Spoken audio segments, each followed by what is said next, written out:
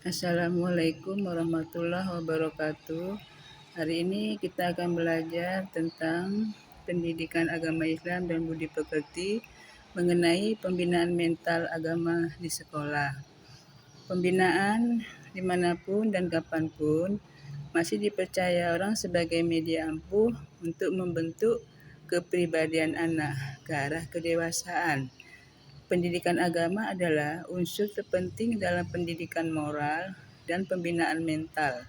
Pendidikan moral yang paling baik sebenarnya terdapat dalam agama karena nilai-nilai moral yang dapat dipatuhi dan dari luar datangnya dari keyakinan beragama.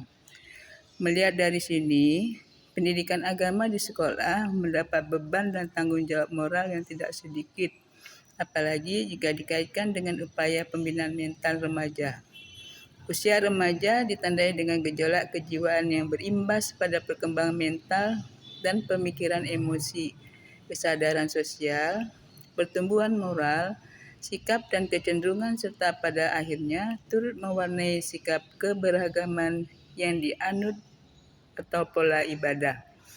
Cara menyikapi berbagai masalah dalam kehidupan agar setiap orang sehat mentalnya dan bahagia hidupnya, Islam memberikan petunjuk dalam memandang masalah sebagai berikut. Pertama, dalam hal ekonomi, Islam menganjurkan agar melihat kepada orang yang lebih rendah kemampuan ekonominya dan jangan melihat kepada orang yang lebih tinggi. Kedua, dalam hal kehidupan sosial, Islam mengajarkan agar bersikap berbaik sangka atau husnudzon dan menghindari sikap buruk sangka atau suudzon. Ketiga, dalam hal perjuangan, orang yang sehat mentalnya akan memandang bahwa kesulitan dan penderitaan adalah sebuah investasi yang akan mendatangkan keberuntungan. Keempat, dalam hal keberuntungan, orang yang sehat mentalnya akan mengatakan bahwa apa yang kita peroleh itu baik atau buruk amat tergantung pada usaha diri kita sendiri dan bukan karena orang lain. Kegagalan yang ia hadapi bukan karena orang lain, tapi karena dirinya sendiri.